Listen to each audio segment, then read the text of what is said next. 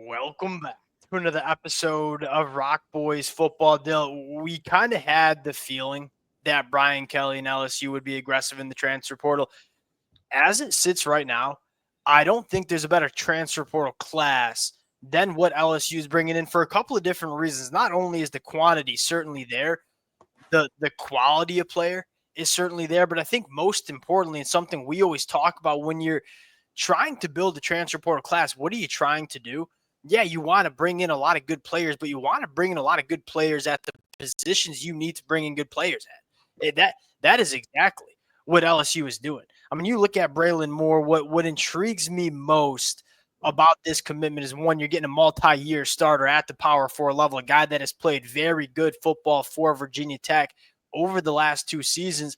More importantly, this is a commitment that gets you better at multiple different positions, right? You're bringing Braelin Moore, you're upgrading the center spot, and then you're moving DJ Chester out to guard, which it sounds like LSU wants to do.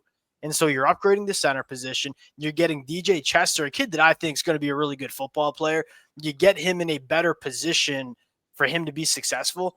This is a dynamite commitment for LSU. You're hearing a lot of buzz around Patrick Payton as well, who we're going to talk about. Love what Brian Kelly is doing in the transfer portal. Now, before we get into Braelin Moore, just want to say thank you to you guys. The LSU fans especially, we've been breaking down as many commitments as we can in the amount. Dale, you got the LSU commitment sweatshirt on.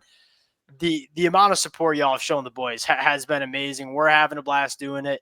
Can't thank you guys enough. If y'all do enjoy the content, consider subscribing to the channel. Dill, without further ado, I know you're a big fan of Braelin Moore, a guy that started all 12 games at left guard in 2023, then knocked into the center spot in 2024. What do you like most about what Braelin Moore brings to LSU? Probably the physicality and the toughness in the run game. And again, that's almost very surprising that LSU didn't get to more of that last year. And you look at kind of what they had up front and how good I think we thought that offensive line was going to be able to do. And just the fact they couldn't get to the run game a little bit more and be more balanced and probably give Garrett Nussmeier a better chance to just play within himself more. Because you did see him, I feel like, get into that like hero ball mode, which I don't think is exactly his game. So I look at Braelin Moore and his physicality and like almost just that mentality that I think LSU should probably have coming into this year of being a tough team that can run the ball a little bit better. I think that's really good kind of fit in this. He's a dog in the run blocking department. That's to me where it starts. And look, this is not a knock on the LSU offensive line last year. It was a very, very good unit, all of which are going to, a lot of which are going to be playing in the NFL on Sundays next year. It did feel like an offensive line that was much better in pass protection than it was in the run blocking department. You are injecting a veteran interior offensive lineman at the center spot that can absolutely road grade in the run game from a couple of different ways. One, he moves bodies off the line of scrimmage for a center that ain't all that big, plays with really, really good leverage. Secondly, phenomenal athlete. You talk about some double teams working up to some linebackers. Braelin Moore can do that as well. So getting this run game going a little bit, which I think they should be able to do in 2025, especially with the talent like Caden Durham in the backfield, who I think only gets better going into 2025. You got to think that was a big part of bringing in Braelin Moore. And I think secondly, you can't overlook the fact that there's going to be a lot of moving pieces on this offensive line. You know, you're losing a lot of good players that have played a lot of good football for LSU over the last couple of years. What better way to kind of glue it all together than bringing in a guy like Braelin Moore at the center position, a veteran, experienced, grizzled guy to kind of glue this, what is going to be kind of a brand new offensive line in 2025 as well. And it's going to be a talented offensive line. You look at the way Brian Kelly's been able to recruit that position. Yeah, so you shouldn't again, I think that is big to have a guy when you lose that much experience around him at the tackle spot, at both guard spots. Like, you're losing a lot of guys who played a ton of football, and there wasn't a ton of room for anyone else to get in on that unit, if you will. Yeah. I think it's huge to have a guy who brings that sort of stability into that LSU room immediately, who's kind of ready to start. So let's talk about the second piece of big news. And the phrasing around this is Patrick Payton is expected to commit to LSU. So we're not breaking anything, but we are hearing that it's kind of getting there or something like that. This one's exciting for me for a couple different reasons. One, back to how we started this thing. the edge position was arguably the biggest position of need, not only in terms of star talent, but depth going into 2025. You're bringing 3 bona fide starters, Jamari Butler, Jack Piber, and Patrick Payton. Patrick Payton's a legit star and when you find that consistency. What I love most about this commitment for LSU is, what do Jamari Butler and Jack Pyburn do the best? Stop the run. Like heavy-handed edge rushers who know how to set an edge and stop the run. Patrick Payton probably struggles a little bit against the run, but is an elite caliber pass rusher. I mean, talk about some of the purely best pass rushers that you see in the country. Patrick Payton is up there. And so what this allows you to do with these 3 commitments, and all of a sudden you're kind of flush with depth at the edge rusher spot. All right, first and second down, maybe some of those run downs. All right, Jamari Butler and Jack Pyburn, go stop the run. Oh, now it's second and third and long. Pass run, kind of like pass rushing down, so to speak. We trot out a fresh Patrick Payton and let him loose after the passer. To me, not only a really good player in Patrick Payton, but a guy that balances out Jack Pyburn and Jamari Butler.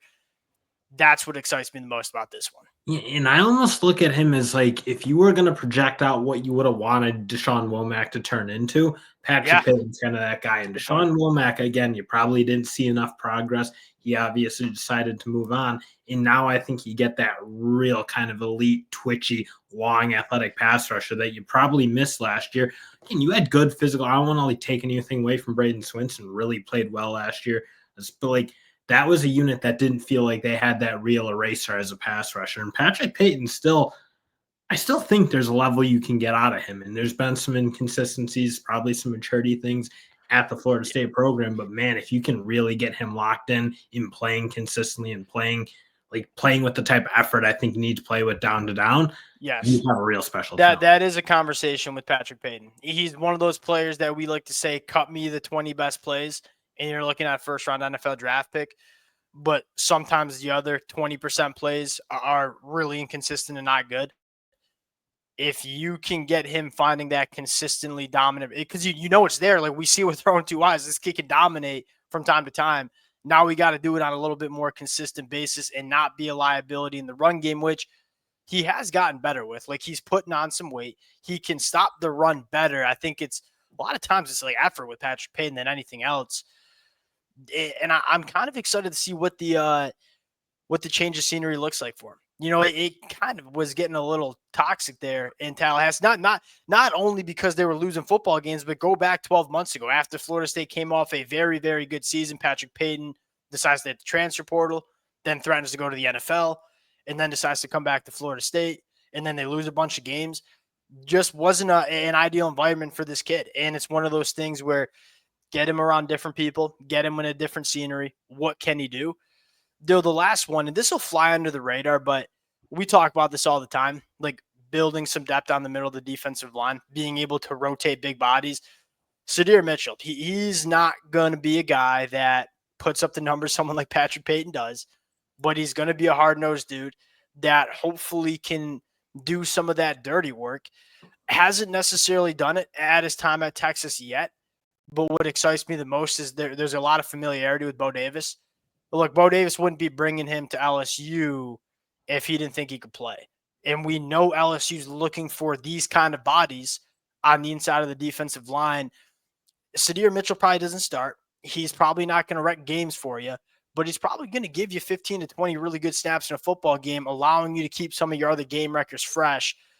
It's not as big as a Braelin Moore or Patrick Payton, but I do think this is a quality addition for this LSU defense. And look, there's room for that. Like Jakeem Jackson, Sadir Mitchell, like they're probably not as proven as your Braelin Moores or your Barry and Brown, some of the other guys they brought in who you kind of know what you're getting. You're getting a rock star. You're getting a really good player.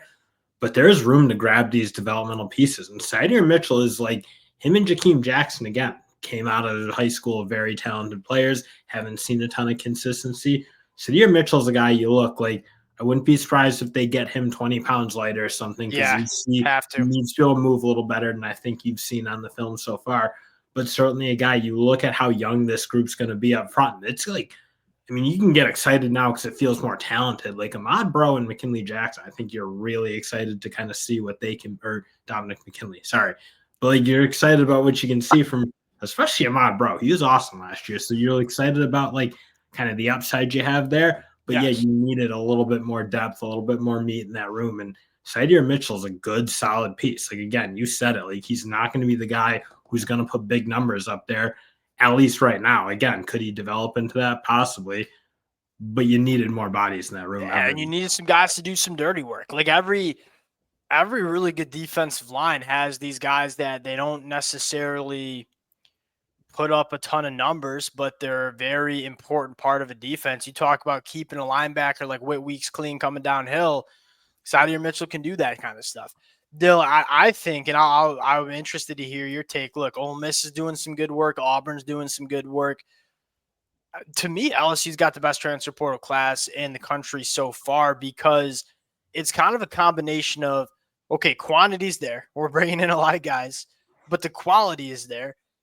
And most importantly, like players are filling holes that you had in this roster. And that's probably the most important role for the transfer portal to build your team up. Really like what LSU's doing. It sounds like there might be one last guy, Riley Williams leaving Miami. I am very interested to see if LSU gets in the Riley Williams sweepstakes because I look with Kamorian Pimpton hitting and obviously Taylor going on to the NFL.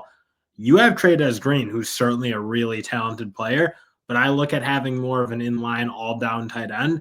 Yeah. I'm very interested to see if they go after a tight end. And you see Riley Williams hit. There's a handful of decent tight ends, I think. Well, LSU lands Bauer Sharp kind of that all he ain't that good of an inline blocker. And Riley Williams. That's kind of what I was thinking. Like Riley Williams is a big physical tight end. Like I think that position's been really kind of effective for this team. And again, Bauer Sharp's probably more of what Mason Taylor is doing in terms of being able to split them out wide. Mason Taylor much more complete, but I am interested to see if they add that like more physical presence in that tight end. Brian Kelly has shown that mentality of if we get a chance to get better, we're getting better.